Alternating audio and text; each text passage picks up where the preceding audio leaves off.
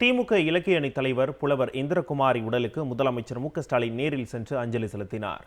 முன்னாள் அமைச்சரும் திமுக இலக்கிய அணி தலைவருமான புலவர் இந்திரகுமாரி உடல்நலக்குறைவால் சென்னையில் நேற்று இரவு காலமானார். சென்னை அடையாறு காந்தி நகரில் உள்ள இல்லத்தில் அவரது உடல் பொதுமக்களின் அஞ்சலிக்காக வைக்கப்பட்டுள்ளது. இந்நிலையில் மறைந்த புலவர் இந்திரகுமாரி உடலுக்கு முதலமைச்சர் மு.க.ஸ்டாலின் நேரில் சென்று அஞ்சலி செலுத்தி அவரது குடும்பத்தினருக்கு ஆறுதல் தெரிவித்தார். அமைச்சர்கள் சேகர்பாபு, மா. சுப்பிரமணியன், மத்திய சென்னை திமுக வேட்பாளர் தயாநிதிமாறன் உள்ளிட்டோரும் புலவர் இந்திரகுமாரி உடலுக்கு அஞ்சலி செலுத்தினர். திமுக இலக்கிய அணி தலைவர் புலவர் இந்திரகுமாரி உடலுக்கு முதலமைச்சர் மு.க.ஸ்டாலின் நேரில் சென்று அஞ்சலி செலுத்தினார். முன்னாள் அமைச்சரும் திமுக இலக்கிய அணி தலைவருமான புலவர் இந்திரகுமாரி உடல்நலக்குறைவால் சென்னையில் நேற்று இரவு காலமானார்.